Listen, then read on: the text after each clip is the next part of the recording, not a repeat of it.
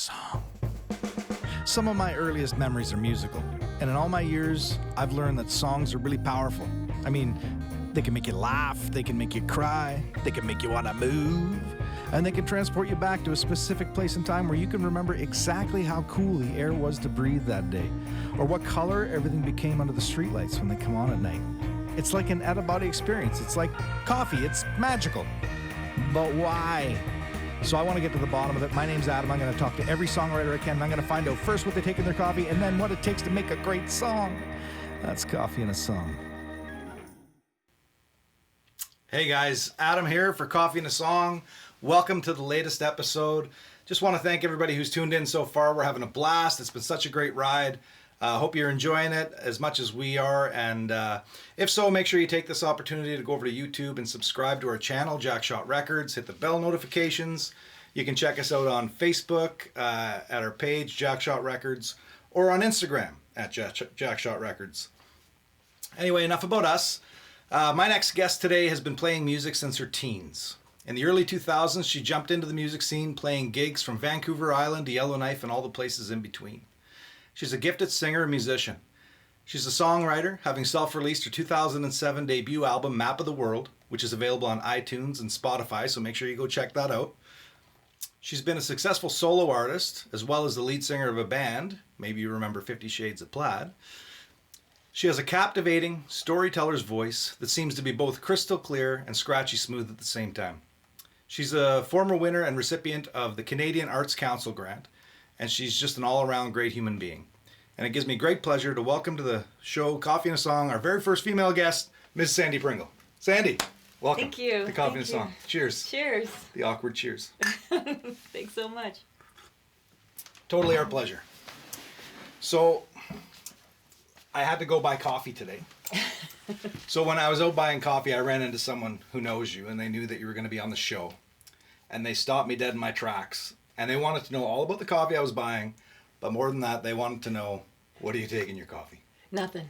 Nothing? Nothing. But you drink coffee? Totally. So just black? Just black. Straight to the point. No groceries. Get her done. Yeah. Yep. Neat. I like people, that's Straight the old up. guys, yeah, in the industry, they call it neat. I like my coffee neat. Cool. Okay. And is that your hot drink of choice, coffee? Yeah, I kind of run both coffee and tea kind of neck and neck. Okay. As a singer, do you find tea does more for your voice, or does coffee hold you back sometimes? You know what? I've never actually thought of a beverage of any kind as detrimental to anything. I really don't think of my voice like precious like that. Right. Okay. Yeah. Well, you've got a stronger voice than me. I know for me, coffee sometimes will I like to drink it before like a performance or a gig, but it can hold me back. Yeah, my red wine and cigarettes was always my go-to before a gig, but not anymore. I'm a reformed smoker. Right. Yeah. Me too. Don't smoke, kids. No good. Stay in school. Okay. So, if money was no issue, and you could choose anywhere in the world, where would you go for your ideal coffee break? Where would it be that you'd want to sit and just have a coffee and look out at the world and just be at one? I think it would be on my back porch. Wow, so you are officially living the dream. Yes, yeah. And don't have to worry about all the like additives or anything. You just like coffee. Walk straight porch. out the back door. Wow. Yeah. Well, congratulations. That's well, awesome. This is a beautiful place. This is a lovely town, and I feel lucky to live here. Yeah, God's country, right? Yeah. Okay, what about road trips? Do you take coffee when you drive? Yeah. Where do you get your coffee from? My husband's a trucker, so wherever he gets his coffee, because he's kind of nailed down and dialed in every good place to stop. So he likes the 7-Eleven dark roast. Okay, wow. Yeah. There you go. You heard it here first. All right, so enough about the coffee stuff. I'm going to dive into the music stuff, okay? So tell me about your earliest memory when it comes to music. What's the earliest thing you can think of musical? Well, my mom was a beautiful singer. Oh, wow. And I remember being 3 and singing with her. And like a lot of people, my family was religious, so I started in the church. Mm-hmm. Interestingly, my parents were both Salvation Army soldiers. Okay. So both in uniform with the bun and the bonnet and the whole deal. And a live band every Sunday morning, which my father found difficult as he was often hungover. Right. And a live brass band is not your friend the morning after. But so I started playing, singing in the choir, playing tambourine and the cornet. So you have literally grown up with music around you. Yeah. Wow, that's really cool. That's really cool. And so, I mean, that's your story of music coming into your life. What about becoming a musician? How did that happen? How did it be where you became like an artist in your own right? Well, I started in high school in a guitar class. Not that I'm trained. I don't read music. I've never had a voice lesson, but I loved my guitar teacher, and I took to it. Like a duck to water, and he actually gave me a guitar when I was 16, when I was leaving school, and so that was my first guitar, and then a friend of mine bought me another one for a birthday present. They kind of chipped in, and my first Yamaha. So I've been sort of noodling. I kind of grew up in the 80s, but I was looking back to the 60s for inspiration, right? Because acoustic guitar really lent itself well to campfire music. And my friend Carl, affectionately known as Snarl, wrote a fake book. Oh. So everything was in the first 3 frets with these 3 fingers, like Dylan, I felt, right? Anything with more fingers or higher frets to me was just showing off. So I'm not an amazing guitar player. I get by. But I was able to, I typed out his fake book for him when I was sick with I had back surgery. Oh, okay. So I was bedridden for 14 weeks, and I typed it on a breakfast tray. Wow. On a typewriter, because this was dedication. Before computers. Typewriters, yeah, wow. So I kind of intimately got to know a bunch of stuff, and started to make cover versions my own. Yeah. And and then I moved to British Columbia in the early 90s, and moved in with my cousin Kathy, and in her basement she had a really cool jam space, and so a family band happened. And my cousin Bonnie's husband Ted was a wonderful musician and saxophone player, so we delved into the jazz for a bit. And then I moved to Yellowknife, where the music scene, actually first Dawson Creek, where the music scene was amazing. Interesting. In Dawson Creek. In Dawson Creek. And then up to Yellowknife, where I just was so fortunate to meet some incredible people who were staying inside and rocking and rolling, because it's nighttime 22 hours a day there in the winter. And I just set my basement up to be the boom boom room, and then just invited everyone in to play. And for years we cross-pollinated with different genres of music, and different bands formed. A country band had a punk drummer. Just this crazy amalgamation of amazing people. That's really cool. And I was fortunate enough to travel around and play some music with some incredible people. One of my favorite collaborators was Tracy Riley, along with Wanda Hatfield and Azure DeGros. We had a band called the Lazy Susans. Wow. And just the energy of playing with that all-chick woman ensemble, and was just very fertile ground. The energy was amazing for creativity, and I started to write. That's cool. So around what age would that have been that you're starting to write, like really write in the and who would have been some influences that were around at the time? Oh yeah, well, I was, I think, about 35. Okay. So I was well on my way to being a little longer in the tooth, I think, than most people. I didn't really succumb to that high school bad poetry phase. Right. So, I was a full-grown woman, and I love allegory. Like, I love songs that sort of, you take your experience and the pain and the joy, and you kind of like turn it into poetry. Right. And so you're able to express some of your deepest stuff, like through storytelling and metaphor, so you're not so naked and exposed. Right. But it's buried in there somewhere. Right. You're telling your story and your truth, but you're doing it so it's not like your life story. Right. And it's a conceptual way of telling yourself to other people. And I think some of my favorite influences would be Joni Mitchell,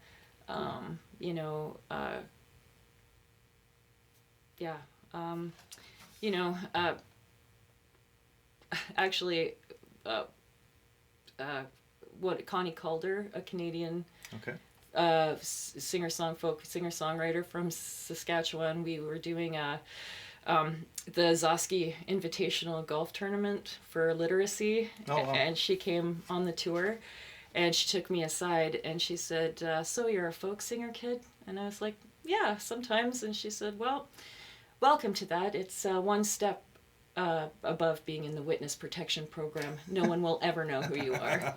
And I felt like that kind of anonymity was, a little reassuring. Right. Yeah. Fair enough. Yeah. If you're not looking for the bright lights and all the attention, maybe that's the Be a route Canadian to go. folk singer. Yeah, for sure. Oh, that's fair enough. Wow, that's interesting. Okay. And growing up, you were born in Ontario. Yeah. Midland, Ontario. Okay. And what was that like growing up for you? And how much do you think that shaped your musical picture as a writer? Well, I was moved to Toronto quite early on, and had a rather problematic family life. Okay. So, grew up with a single mom in some pretty, pre-gentrified places in the city, Hyde Park, some of the more violent, criminal-infested, locales. Yeah. And quite early on, I had a very real introduction to the world, and it was. So, when I was a little kid, I thought prostitutes worked for the city. Oh, wow. Because a car would pull up and the lady would walk to the curb and she'd point up the street and then he would drive off. So I thought she was giving directions. Right. It wasn't until later that I discovered that was not in fact the fact. Yeah. Just having a very vibrant education quite young and a lot to draw on musically, Marjorie, the song that I'm going to play today is about a friend of mine who, ended up addicted to heroin. Oh, wow. And ended up passing away at 17. Oh, wow. So, Tragic. Yeah. And, but it's all what you do with your life, right? Sure. Like if you're lucky enough to turn 18 and move on, you kind of owe her story as well. Right. So it's interesting. Like obviously the names have been changed in the song, right? But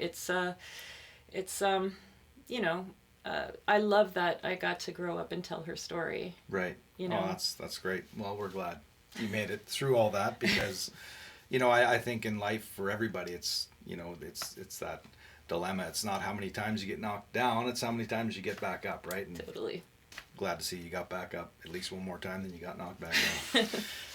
Okay. How do you feel the musical climate and like the music scene and stuff is right now for female artists? Do you feel, I know like for me, I think back to say Lilith Fair, when that resurgence of female empowerment happened and you'd see a lot of female artists, they were all over the radio, which wasn't really the case. It was a lot of that kind of just guy rock and whatever. And so that was like a resurgence. And now I'm curious to know if you feel like it's a level playing field or do females still face obstacles? What's your take? I feel like it's better than it's been in a while. Like, in the 70s, women had in the late 60s with the sexual revolution, I think, they kind of came out of the songwriting music hall, writing hits in the background into, albums like Tapestry and, Joni Mitchell and other, women kind of came to the fore, the mamas and the papas. And I think that was the sexual revolution in the late 60s, kind of the first time women were able to sort of be seen that way. And, later on with the, I know you mentioned Jagged Little Pill and Alanis Morissette, and then the 90s kind of, Jewel and, Lisa Loeb. Yeah. Those kind of folks, like the female singer-songwriter really hit its stride. Yeah. Which was very cool. And I think now with the internet and the stuff that you guys are doing here and just being able to produce your own music, write a song and have it be immediately, shareable, I feel like it doesn't matter who you are, that is within your grasp. Like the channel that was on Facebook with people sitting at their kitchen tables producing music and sharing it with other musicians was very cool. I watched every video that came across my newsfeed because it was just so interesting to see, other artists sort of supporting each other and sharing with each other and, kind of collaborating separately yet together. Right, yeah. I think I think that's one thing about the internet. It's done a lot to the music scene and the music industry, and some of it maybe not good depending on what side of the fence you're on, but it's definitely leveled the playing field and empowered the artists in a lot of ways, because now if you have something good that's worth sharing, you can really get it out there. Yeah. You know? Even if it's not worth sharing, it's just getting beat, like, you don't feel like it's ever good enough, or, you don't feel like it's whatever, but just being brave enough to sort of like pop that kitchen table recording on there and getting feedback from people, or like asking because you're not, shouting in an echo chamber anymore. Right? You're not sitting in your basement, playing with yourself. You're, able to be part of a larger community even when you're not able to participate in a larger, venue together. Right. Yeah. I think also looking at this from a female standpoint, it's actually safer now than it's ever been for women in music. Yeah. I in the early 90s, when I had been offered times to tour and travel with bands, it was not necessarily a safe time for women on the road. Yeah. How do you cope with that? Like at those times when you're in those situations, how do you? I chose not to go. Right.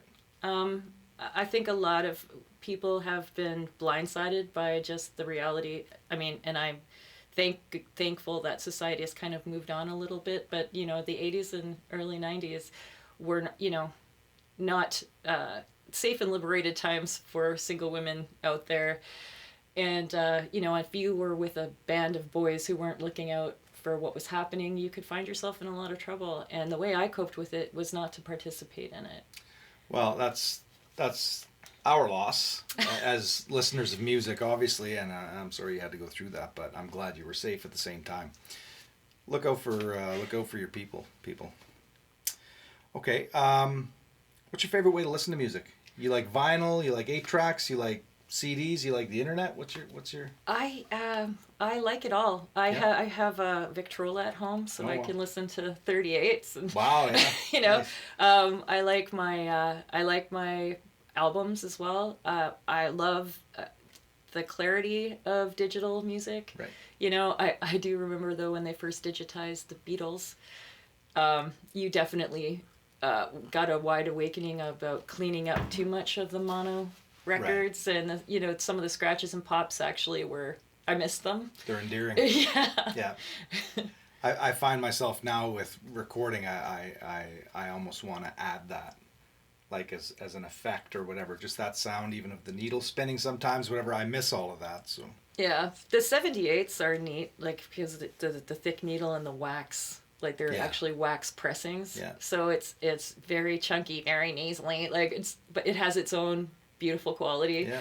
But yeah, I love it all, and I'm hoping that we're going to stay with the medium as it is now, because I actually can't afford to replace my entire collection again, because I started on cassette tapes, albums obviously, and then cassette tapes, and then CDs.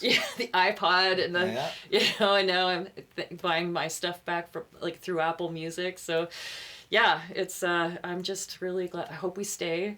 Yeah, just pick something. Just pick one. Let's pick one pick and a run lane. with it. Yeah, exactly. I get it. Yeah. Okay, so if you had a little magic button and you had to use it, you didn't have a choice, but you could freeze time to a certain era of music that you would just have to continue to listen to, when would that be?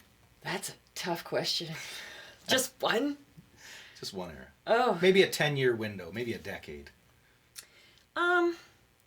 I really I think I would say probably 66 to 76. That's very specific. Yeah, I really love the idea of the first time you heard 10 years after, like the first time you put a Beatles album on in your bedroom on your little player, and just how mind-blowing. I think we take for granted now, just as rote, all of these things, but like sitting in the park with a transistor radio with your friends, hearing Janis Joplin for the first time, or Jimi Hendrix, or a myriad other people, and just that mind-blowing guitar sound of Jimi Hendrix, for example. Yeah, which had never been done at that Ever point. before. Ever, The electrification and mass production of music, like sharing it, cross-pollinating with Britain and the South, just being able to be from Winnipeg. Yeah. Right, and being influenced by other.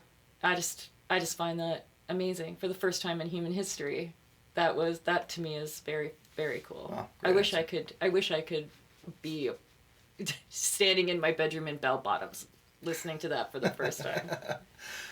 They were good times. Golden era, maybe even, right? So can you name a song, one that everybody would know, that you fell in love with the first time you heard it? Some songs take a few times. What's a song that you heard that we might know, and it's just the first time you heard it, that was it, game over, you loved it? I'm going to keep it Canadian. Okay. And I would say Stan Rogers. Yeah. It's hard to pick one, but maybe the first time I heard a Stan Rogers tune, like Okay. that Canadian folk. Yeah.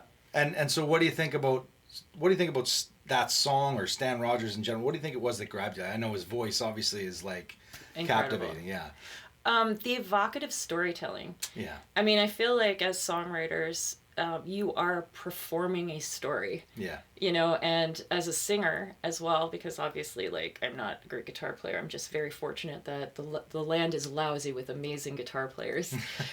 Because I use this like a pencil to write. I'm not very fancy with this. So as a singer and a songwriter, that storytelling piece is so important. Mm-hmm. Things like Fogarty's Cove, or the story of the Maritimes, and the struggle of losing the fishery, and like those very real painful transitions that our country has been through economically, and being able to share that with people in Moosonee and Calgary, like Calgary Roughnecks from Hermitage Bay, like that's a real Canadian experience that happened totally. within our lifetimes that will never be forgotten as long as Stan Rogers albums are out there. I have a deep appreciation for Stan Rogers, and I'm from the East Coast originally. I'm from Cape Breton, and there's a meme on the internet that I love, and it shows a Nova Scotian playing hide and go seek, and he's hiding, and the guy's looking for him, and in order to find him, he just shouts out the first line for Barrett's Privateers, and he has to respond. He can't help himself. Totally. I wish I was in Sherbrooke now. Yeah. Okay. Sorry, I'm just a little bit lost on my questions here now. How do you measure when you write a song? What's your measuring stick to know whether it's good or not? Like, what do you hold it up against to say, yeah, this is worth carrying on, this idea I have for a song or whatever? What's... I think, people like Joni Mitchell, people like, Stan Rogers, for instance, like a story arc. Right. One of the problems with being a storytelling songwriter is that, most albums want your song to be 3 minutes long, but one of my album, there's one that's 7. Right. So brevity, and like being able to continue the thought, like the arc of the story within that playable window, because brevity and clarity, and the reactions when you play it for someone, like right. Also just having someone else play it and hearing it back for you for yourself, because you're kind of in here. So I think that's like a song like Marjorie wrote itself. Right. You were just kind of the conduit through which it came. Yeah. And do you feel like I've asked this with the other guests too, but do you feel compelled when you've finished a song that in order for it to really be finished, you have to share it? Like, is that something that's... Yeah. You're impelled? Yeah, okay. Yeah, interesting. Okay. And when you write, how does it happen for you? Do you get an idea? Do you get a story in mind first? Do you get maybe a lyric or a line, a melody? How does that work? Songs have come to me in a few ways, like keeping a pad and paper beside my bed is one way, where something will occur to me in a twilight, and if I think, I'll just get it in the morning, I won't. Right. So like being prepared for that. Marjorie, that's the serpent in my glass won't put out the fire in my belly, that line just appeared in my brain. Wow. Right? So that was weird. And then, the feeling around that created, like, as I say, it wrote itself. Wow. So, and out of that one, like, that was the seed, that one line kind of thing, and then you were able to build it around that. Yeah. And how quickly did that come? Like, did you have to sit down and labor about the lyrics, or was it just all fell out? Just fell out of my face. So once you got that line, you kind of had a clear picture of the story, and you were able to fill in the blanks. Yeah. Very cool. I'm looking forward to this song. So, and always on guitar. Do you play other instruments at all, or are you? Well, I'm learning piano. Interesting. Okay. Kind of. Yeah. Picking away. How is it? It's amazing. Yeah. I wish that I'd had the opportunity to learn it as a child. Yeah. You know, and the theory and read music. Like, I mean, I feel like trying to soak that stuff up at 50 is probably not as easy as it would have been at 15. Right. But yeah, like to have that musical grounding, and my husband's mom moved, and I was lucky enough and fortunate enough to be gifted her piano. Oh wow, cool. So the grandchildren will be taking lessons. And it has a built-in story now. The piano, you know the story. I love that about instruments myself. Like I love it when I come across an instrument that has a bit of a backstory, and sometimes there's a song just within that. So, totally. Yeah. Okay. If there was especially a female or someone today, they just picked up an instrument, they're just thinking about getting into this. Maybe they've been writing songs without instruments, and they're thinking about doing. What advice would you give them? Someone just starting out today. Learn your instrument first. Yeah. Like keep like, you need a strong foundation musically, I think. I mean, do whatever you want, really. However it comes, just love it. Yeah. For what it is, right. And enjoy yourself. Okay. Would be rule number one. Secondly, if I had to do it again myself, like, it's hard to give people advice because everyone's so unique and different. Right. But if I had to do it again myself, I would have had a strong grounding in music theory, okay. And you know, learn to read it, and then come through the creativity through knowledge. Okay. Like with a strong, you know, it comes from that little nugget of creativity for sure, but it sure doesn't help to have a springboard, a solid springboard. Sure. Yeah. Okay. Great. So, if money wasn't a factor, okay, this has nothing to do with money. What's a popular song or a famous song that you wish you'd written, and why? Oh my gosh. Oh, probably. Oh. Gosh, the Rolodex is just spinning in my head. Like, it's hard to pick, like, put my finger on just one. Both Sides Now, probably. Okay. Okay. And why? I feel like Joni Mitchell is a genius. Yeah. I feel like that longing in the song, you know, yet living with the longing in the song, and the aspects of life and growth, and the woman's perspective on that sort of vulnerability. Cool. You know, I really feel like that song is, it's sublimely got all the ingredients for like a beautiful, perfect poem. Wow. Okay. Great. Okay, so this is the one, I might edit this out later. Okay. Because this is the one you don't want anyone to know about. We're going to get real here. Okay. What's your guilty pleasure song? Like the one that you don't want to admit to, say, your fellow folk singer-songwriter friends, or maybe, you know, to Kathy when you guys you don't want them to know about this. You don't want them to see your playlist. What's that hidden song? Oh. There are a few. I have a super guilty longing for old school hip hop. There you go. Sugar Hill Gang. Okay, yeah, wow. Yeah. Love, love, love. Right now it's kind of Chandelier. Oh, yeah. Like, Sia, is it? Sia, yeah. Okay. I love the video. I love the song. I love her voice. She's got an incredible voice. Such power, yeah. and such...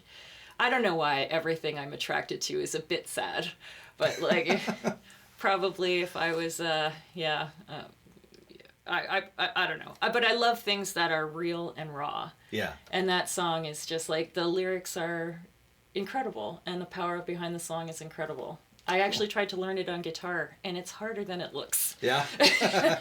Maybe it's just me. No. Okay, I won't tell anybody about that. Okay. Okay, and do you enjoy the collaborating process, or are you just a standalone songwriter? I love it. Okay. I love it. I feel like the energy that you like, if you're fortunate enough to have someone who wants to sit down across from you, Yeah. and like share the creativity of songwriting and playing music, like music sung together, played together is like a little bonfire Right. in a dark universe, Oh, that's and cool. you get Yeah. to warm yourself beside it with other people is like the biggest gift. This language of music is just such a shorthand way to get to know a person at such a fundamental level. It's like the lowest common denominator. When you play in a band, you get to know people's body language, like when they're going to play, when they're going to change, when they're, Right. you know, The and cues, yeah. yeah, you start strangers, you know, and you end up like sometimes closer than family.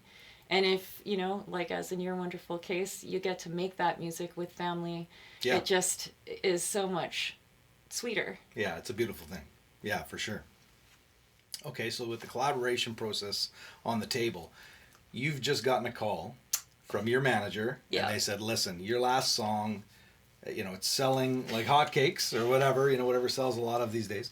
And now everybody wants to work with you. Everybody. So you get the choice. Who would you want to collaborate with?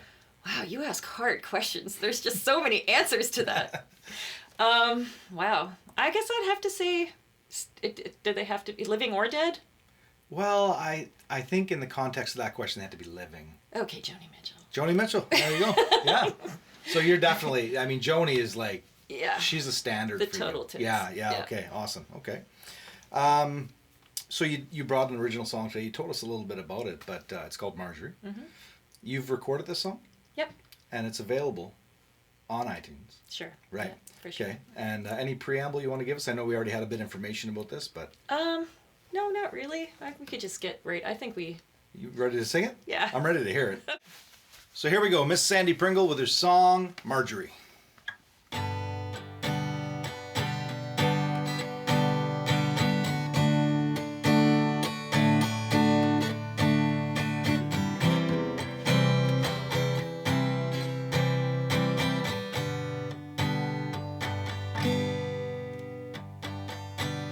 I think of you now, upswims your face from the bottom of my memory. It's good to see you, it's good to see you again. And I remember you at 10,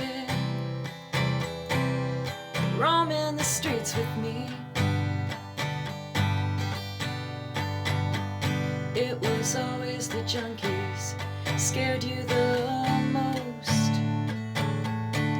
The faces of ghosts. Well, I haven't missed the irony.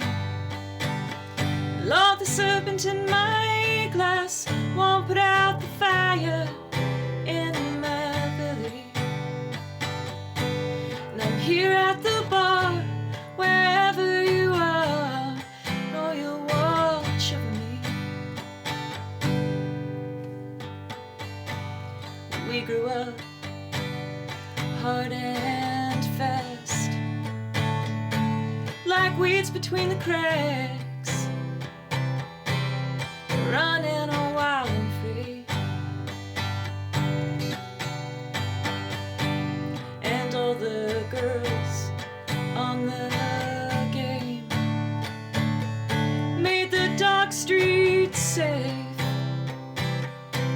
for the children of misery. Lord, the serpent in my glass won't put out the fire in my belly.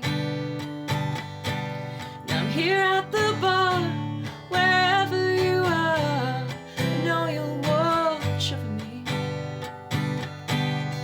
Marjorie, Marjorie, oh Marjorie.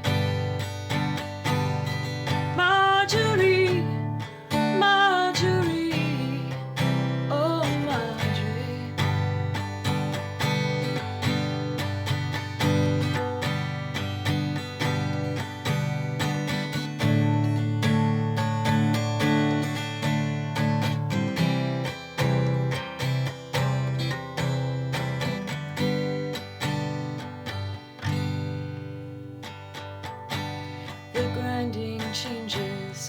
choices we make, so much at stake for a girl of 17. The shadow you left never fades, and I miss you in all your shades, and it still hangs over me. Lord, the serpent in my glass won't put out the fire in my belly. And I'm here at the bar, wherever you are, know you'll watch over me. Marjorie, Marjorie, oh Marjorie. Marjorie, Marjorie, oh Marjorie. Marjorie, Marjorie, oh Marjorie. Wow. Beautiful. Wow. Powerful song. That one hits you. You feel that one. Wow. Well, that is Miss Sandy Pringle. Make sure you check out that song on iTunes or Spotify. Wherever you get your music, you can find that one. I can't thank you enough for coming on the show. I really appreciate that. Before you take off, we've got a little tradition here on Coffee and the Song. This is our cup of fame, so I'm just going to go ahead and sign that. Just want to thank everybody for tuning in to Coffee and a Song. Make sure you take this chance to go over, check out YouTube, find our channel, Jackshot Records, subscribe, hit the bell notification so you can tune into the next episode. Like us on Facebook, Jackshot Records, or on Instagram, Jackshot Records. And we're going to have Sandy back on the show as soon as we can, and we're going to find out all about the gigs once gigs start happening again. So until then, that's Coffee and a Song.